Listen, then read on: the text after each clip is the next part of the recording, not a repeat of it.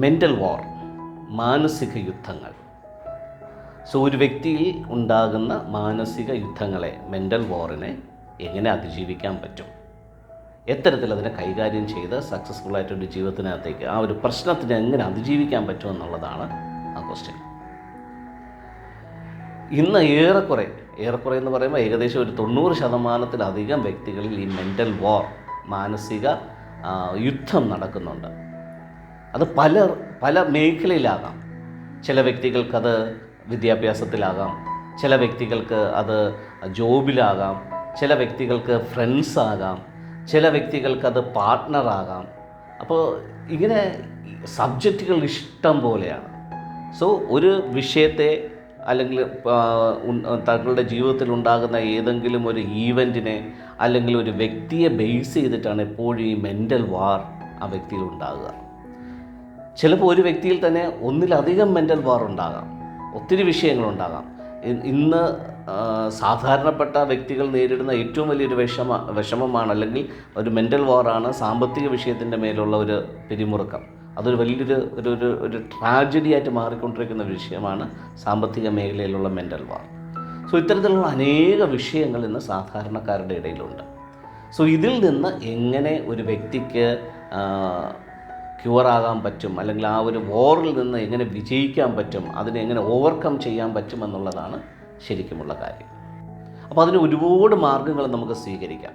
ഏറ്റവും ബേസിക്കായിട്ടുള്ള കാര്യം, സാധാരണപ്പെട്ട വ്യക്തികളാണെന്നുണ്ടെങ്കിൽ അവർക്കൊരു പക്ഷേ സ്വയം അതിനെ മറികടക്കാനായിട്ട് പറ്റാതെ വരുമ്പോൾ മറ്റൊരു വ്യക്തിയുടെ സഹായം തേടാം. ഇപ്പോൾ ഇതിൻ്റെ അകത്തുള്ള ഏറ്റവും വലിയൊരു വിഷയം എന്താണെന്ന് വെച്ച് കഴിഞ്ഞാൽ, ഒത്തിരി നാളുകൾ ഈ വിഷയത്തെ നമ്മൾ മറച്ചു വെച്ച്, അല്ലെങ്കിൽ നമ്മൾ സ്വയം ഇതിനെ പരിഹരിക്കാനായിട്ട് ശ്രമിച്ച് അവസാനം ഇത് വഷളാകും. ഏതുപോലെ എന്ന് ചോദിച്ചു കഴിഞ്ഞാൽ, നമ്മുടെ കാലിലോ കയ്യിലോ ഒരു മുറിവുണ്ടായിട്ട് അതിനെ ശരിയായ രീതിയിൽ ട്രീറ്റ് ചെയ്യാതെ ഇരുന്ന് കഴിഞ്ഞാൽ അത് പഴുത്ത് അത് സെപ്റ്റിക്കായി കൂടുതൽ കോംപ്ലിക്കേഷനിലേക്ക് പോകുന്നത് പോലെ, ഈ ഒരു വിഷയത്തെ യഥാസമയം കൈകാര്യം ചെയ്യാൻ പറ്റിയില്ലെന്നുണ്ടെങ്കിൽ ഇത് കൂടുതൽ പ്രശ്നങ്ങളിലേക്ക് പോകും. അപ്പോൾ സാധാരണ രീതിയിൽ ഒരു വ്യക്തി ഈ വിഷയത്തെ പോയി പറയുന്നത് ഒരുപക്ഷെ ഏതെങ്കിലും ഒരു മതവക്താവിനടുത്തോ അല്ലെങ്കിൽ ഏതെങ്കിലും ഒരു ഡോക്ടറെ അടുത്തോ ആകും ആദ്യം പോയി സംസാരിക്കുക. സംഭവിക്കുന്ന വിഷയം എന്താണെന്ന് വെച്ച് കഴിഞ്ഞാൽ, കൂടുതൽ ഇതിനെ വഷളാകാൻ പറ്റുന്ന രീതിയിൽ അവരിൽ നിന്ന് വരുന്ന അഡ്വൈസ് നമ്മൾ പ്രശ്നത്തിലാക്കും. കാരണം ഇതിൻ്റെ റൂട്ട് കോസ് എന്താണെന്നോ ഇതിൻ്റെ ശരിക്കുമുള്ള പരിഹാര മാർഗം എന്താണെന്നോ അവർക്കറിയില്ല. നമ്മൾ അങ്ങനെ ഒരു വ്യക്തിയെ കണ്ടെത്തുക ചെയ്ത, പക്ഷേ ആ വ്യക്തിയിൽ നിന്ന് വരുന്ന കാര്യങ്ങൾ നമ്മുടെ ഈ വിഷയത്തെ കൂടുതൽ കോംപ്ലിക്കേറ്റഡ് ആക്കും. ഒരിക്കലും ഇത്തരത്തിലുള്ള വിഷയങ്ങളെ, നമ്മുടെ പ്രൈവസിയിലുള്ള വിഷയങ്ങളെ നമുക്കറിഞ്ഞുകൂടാത്തൊരു വ്യക്തിയുടെ അടുത്ത് കൊണ്ടുപോയി സംസാരിച്ച് അതിനെ വഷളാക്കി കൂടുതൽ മാനസിക യുദ്ധത്തിനകത്തേക്ക് പോകാൻ കാരണമാകരുത്. ഇത് ആദ്യമുള്ളൊരു ചെറിയൊരു അഡ്വൈസാണ്. ഇനി ആരെടുത്ത് പറയണം എന്ന് ചോദിച്ചു കഴിഞ്ഞാൽ, ശരിക്കും ഈ വിഷയത്തെ ഹാൻഡിൽ ചെയ്യാൻ പറ്റുന്ന വ്യക്തികൾ ആരാണെന്ന് കുറച്ച് നാൾ നമ്മളൊന്ന് അന്വേഷിക്കുക.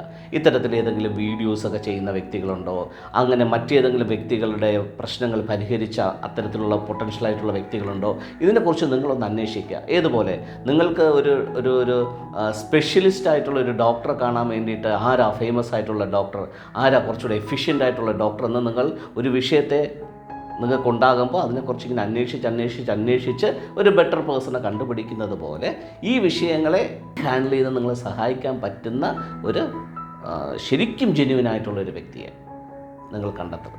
സാധാരണപ്പെട്ട വ്യക്തികൾക്ക് ചെയ്യാൻ പറ്റുന്ന ഇതാണ്. എനിക്ക് ചെയ്യാൻ പറ്റും, എനിക്ക് എന്നെ തന്നെ ക്യൂർ ചെയ്യാൻ പറ്റും, എൻ്റെ കാര്യങ്ങൾ എനിക്ക് തന്നെ ഹാൻഡിൽ ചെയ്യാൻ പറ്റുമെന്ന് ഒരല്പം മനസ്സിന് ശക്തിയുള്ള ഒരു വ്യക്തികളെ സംബന്ധിച്ചിടത്തോളം അവർക്ക് ചെയ്യാൻ പറ്റുന്ന കാര്യം എന്താണെന്ന് വെച്ച് കഴിഞ്ഞാൽ, ഈ വിഷയത്തിൽ നിന്ന് പുറത്ത് വരാനായിട്ട് നിങ്ങളുടെ ഉള്ളിൽ തന്നെ ഈശ്വരൻ വെച്ചിരിക്കുന്ന കഴിവുകളെ നിങ്ങളെന്ന് കണ്ടെത്തുക. ഒരു ഉദാഹരണത്തിന്, നിങ്ങൾക്ക് ഒരു പ്രത്യേക സാഹചര്യം നിങ്ങളെ നിയന്ത്രിച്ചു കൊണ്ടിരിക്കുകയാണെന്നിരിക്കട്ടെ. ഒരു ഉദാഹരണം, നിങ്ങളുടെ ജോലി തന്നെ നിങ്ങളെ നിയന്ത്രിച്ചുകൊണ്ടിരിക്കുകയാണെന്നിരിക്കട്ടെ, അല്ലെങ്കിൽ നിങ്ങൾക്ക് വന്ന് ചേർന്ന ഒരു ബന്ധം, അത് ഏത് ബന്ധമാകാം, ആണാകാം പെണ്ണാകാം, നിങ്ങളുടെ ലൈഫിനകത്തേക്ക് വന്ന ഒരു റിലേഷൻ നിങ്ങളെ വല്ലാണ്ട് രീതിയിൽ നിങ്ങളുടെ മനസ്സിനെ ഇങ്ങനെ പ്രൊവോക്ക് ചെയ്തുകൊണ്ടിരിക്കുകയാണ്, അല്ലെങ്കിൽ നിങ്ങളുടെ മനസ്സിൻ്റെ സമനിലയെ തെറ്റിച്ചുകൊണ്ടിരിക്കുകയാണ്. അതൊരു മാനസിക യുദ്ധമാണ്.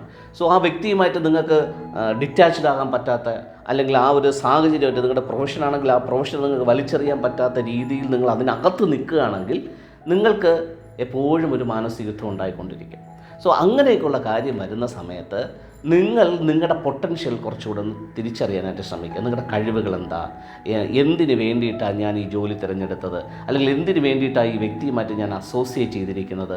ശരിക്കും ആ രീതിയിൽ നിങ്ങളുടെ ഉള്ളിലുള്ള നിങ്ങളുടെ പൊട്ടൻഷ്യലിനെ നിങ്ങളൊന്ന് ഐഡൻറ്റിഫൈ ചെയ്തിട്ട് നിങ്ങളുടെ പൊട്ടൻഷ്യൽ വെച്ചിട്ട്, നിങ്ങളുടെ കഴിവുകൾ വെച്ചിട്ട് ഈ കാര്യത്തെ ഹാൻഡിൽ ചെയ്യാനായിട്ട് നിങ്ങൾക്ക് ശ്രമിക്കാം.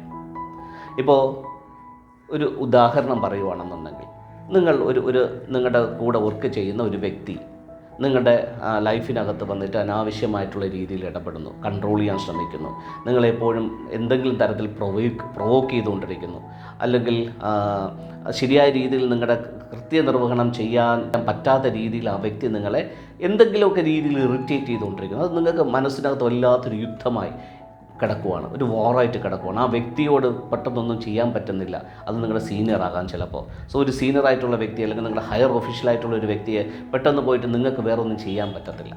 അപ്പോൾ ചെയ്യാൻ പറ്റുന്നതെന്ന് വെച്ച് കഴിഞ്ഞാൽ, ആ വ്യക്തിക്ക് നേരെ നിങ്ങൾ എന്തെങ്കിലും ചെയ്യുന്നതിന് പകരം, ആ വ്യക്തിക്ക് എഗൻസ്റ്റായിട്ട് നിങ്ങൾ എന്തെങ്കിലും ചെയ്യുന്നതിന് പകരം, നിങ്ങൾ എന്തിനാണ് അവിടെ നിൽക്കുന്നത്, ആ ജോലിയിൽ അല്ലെങ്കിൽ ആ സാഹചര്യത്തിൽ നിങ്ങൾ എന്തിനാണ് നിൽക്കുന്നത്, ആ നിങ്ങളുടെ റെസ്പോൺസിബിലിറ്റീസിനെയും നിങ്ങളുടെ പൊട്ടൻഷ്യലിനെയും മനസ്സിലാക്കി നിങ്ങൾ ശരിയായ രീതിയിൽ അവിടെ ഫങ്ഷൻ ചെയ്യാൻ തുടങ്ങുമ്പോൾ ഇങ്ങനെ വരുന്ന എക്സ്റ്റേണലി വരുന്ന അറ്റാക്കുകളെ, എക്സ്റ്റേണലി വരുന്ന വിഷയങ്ങളെ നിങ്ങൾക്ക് ശരിക്കും ഹാൻഡിൽ ചെയ്യാൻ പറ്റും. അപ്പം നിങ്ങൾ എന്ന് പറയുന്ന വ്യക്തിയുടെ റോൾ അവിടെ എന്താണെന്ന് മനസ്സിലാക്കാതെ നിങ്ങൾ പരിഭ്രാന്തരാകുമ്പോഴാണ് ഇങ്ങനെയുള്ള വിഷയങ്ങൾ നിങ്ങളെ യുദ്ധത്തിലാക്കുന്നത്. സോ ഇങ്ങനെ നിങ്ങൾക്ക് നിങ്ങളെ തന്നെ ഒന്ന് എൻഹാൻസ് ചെയ്യാൻ പറ്റുന്ന രീതിയിലുള്ള കാര്യങ്ങൾ സാവകാശം പീസ്ഫുള്ളായിട്ടിരുന്ന് ചിന്തിച്ച് അതിനൊരു റെമഡി നിങ്ങൾ തന്നെ കൊണ്ടുവന്നു കഴിഞ്ഞാൽ നിങ്ങൾക്ക് ആ സിറ്റുവേഷൻ ഹാൻഡിൽ ചെയ്യാം. അപ്പോൾ ഇവിടെ വേണ്ടതെന്ന് വെച്ച് കഴിഞ്ഞാൽ, ചിന്തിച്ച് അല്ലെങ്കിൽ ആ വിഷയത്തെ ഇങ്ങനെ ഊതിപ്പിരിപ്പിച്ച് അത് കൂടുതൽ യുദ്ധത്തിലാകുന്നതിന് പകരം അതിനൊരു റെമഡി എന്നോളമുള്ള വിഷയങ്ങളെ ഒരു ക്രിയേറ്റീവായിട്ടുള്ള രീതിയിൽ നിങ്ങൾ ചിന്തിച്ചു കഴിഞ്ഞാൽ, അതിനെക്കുറിച്ച് നിങ്ങൾ മനസ്സിലാക്കാൻ ശ്രമിച്ചു കഴിഞ്ഞാൽ നിങ്ങൾക്ക് തീർച്ചയായിട്ടും ഒരു സൊല്യൂഷൻ കൊണ്ടുവരാൻ പറ്റും. ഇനി മറ്റൊരു രീതി എന്ന് പറഞ്ഞു കഴിഞ്ഞാൽ, ഇത് കുറച്ചും കൂടെ അഡ്വാൻസ്ഡ് ആയിട്ടുള്ള രീതിയാണ്. പെട്ടെന്ന് ഞാനിത് പറയുമ്പോൾ നിങ്ങൾക്ക് ചിലപ്പോൾ അത് ഉൾക്കൊള്ളാൻ പറ്റുമെന്ന് എനിക്കറിയത്തില്ല. സോ നിങ്ങളുടെ മാനസിക യുദ്ധങ്ങളെ, അല്ലെങ്കിൽ നിങ്ങളുടെ മെൻ്റൽ വാറിനെ ഓവർകം ചെയ്യാൻ വേണ്ടിയിട്ട് ആ സിറ്റുവേഷൻ നിങ്ങൾ കറക്റ്റായിട്ടൊന്ന് മോണിറ്റർ ചെയ്യണം.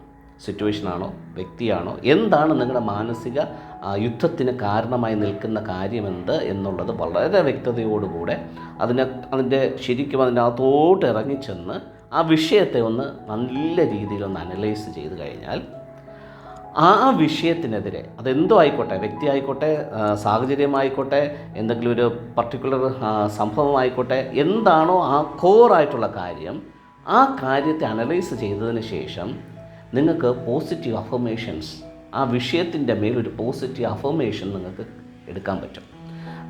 ശരിക്കും അതൊരു ഡിവൈനായിട്ടുള്ളൊരു ക്വാളിറ്റിയാണ്. സോ എല്ലാ മനുഷ്യരുടെ ഉള്ളിനകത്തും ഈ ഡിവൈൻ ക്വാളിറ്റി ദൈവം വെച്ചിട്ടുണ്ട്. സോ ബൈബിളിൽ പറയുന്ന ഒരു വാക്ക് ഇതാണ്: നിങ്ങളുടെ നാവാണ് ജീവൻ്റെയും മരണത്തിൻ്റെയും ആധാരം. അപ്പോൾ ജീവനും മരണവും നിങ്ങളുടെ നാവിൻ്റെ തുമ്പിലിരിക്കുന്നു എന്ന് പറയുന്നു. സോ നിങ്ങൾക്ക് നിങ്ങളുടെ നാവ് കൊണ്ട് തന്നെ അഫർമേഷൻസ് ഇട്ടിട്ട് ഈ വിഷയത്തെ നിങ്ങൾക്ക് നല്ല രീതിയിൽ ഹാൻഡിൽ ചെയ്യാൻ പറ്റും. സോ ഈ കാര്യത്തെക്കുറിച്ച് നിങ്ങളൊന്ന് അന്വേഷിക്കണം. എന്താണ് പോസിറ്റീവ് അഫർമേഷൻ എന്നുള്ളതിനെക്കുറിച്ച് ഒന്ന് സെർച്ച് ചെയ്ത് കഴിഞ്ഞാൽ നിങ്ങൾക്ക് ഈ പോസിറ്റീവ് അഫർമേഷൻ്റെ പൊട്ടൻഷ്യൽ എന്താണെന്ന് മനസ്സിലാവും. സോ ഇത് കുറച്ച് അഡ്വാൻസ്ഡ് ആയിട്ടുള്ള കാര്യമാണ്. ശരിക്കും ഇതിനെക്കുറിച്ച് മനസ്സിലാക്കിയിട്ടില്ലെന്നുണ്ടെങ്കിൽ ഇതിൻ്റെ റിസൾട്ട് കിട്ടത്തില്ല. സോ പോസിറ്റീവ് അഫർമേഷനിലൂടെ കറക്റ്റായിട്ടുള്ള കോർ വിഷയത്തെ ഐഡൻറ്റിഫൈ ചെയ്തുകൊണ്ട് അതിനെ നിങ്ങൾക്ക് ഇല്ലായ്മ ചെയ്യുന്ന രീതിയിലുള്ള അഫർമേഷൻസ് നിങ്ങൾക്ക് കൊടുക്കാം. സോ ഇത് കുറച്ച് അഡ്വാൻസ്ഡ് ആണ്. ഇത് കുറച്ചുകൂടെ നല്ല റിസൾട്ട് കിട്ടുന്ന, ഫാസ്റ്റായിട്ട് റിസൾട്ട് കിട്ടുന്ന ഒരു മെത്തേഡാണ് ഞാനിപ്പോൾ പറഞ്ഞ കാര്യം. സോ ഇങ്ങനെ പല രീതിയിൽ നിങ്ങൾക്ക് നിങ്ങളുടെ മെൻ്റൽ വാറിനെ ഫേസ് ചെയ്യാൻ പറ്റും. ഇതൊന്നുമല്ല ഇതൊന്നും നിങ്ങൾക്ക് പറ്റുന്നില്ല എന്നുണ്ടെങ്കിൽ നിങ്ങൾ ഇത്തരത്തിലുള്ള കാര്യങ്ങൾ ചെയ്യുന്ന നല്ലൊരു പൊട്ടൻഷ്യലായിട്ടുള്ള നല്ലൊരു പ്രൊഫഷണലായിട്ടുള്ള ഒരു വ്യക്തിയെ കണ്ടു കഴിഞ്ഞാൽ നിങ്ങൾക്ക് തീർച്ചയായിട്ടും ഹെൽപ്പ് കിട്ടും. തീർച്ചയായിട്ടും അങ്ങനെ എന്തെങ്കിലും ഹെൽപ്പ് വേണമെങ്കിൽ നിങ്ങൾക്ക് ഞങ്ങളെ കോൺടാക്റ്റ് ചെയ്യാം. ഞങ്ങളുടെ കോൺടാക്ട് ഡീറ്റെയിൽസും കാര്യങ്ങളും എല്ലാം അതിനകത്ത് കിടപ്പുണ്ട്. ശരിക്കുമുള്ള ഗൈഡൻസും തീർച്ചയായിട്ടും ഞങ്ങൾക്ക് തരാൻ പറ്റും. Okay, thank you.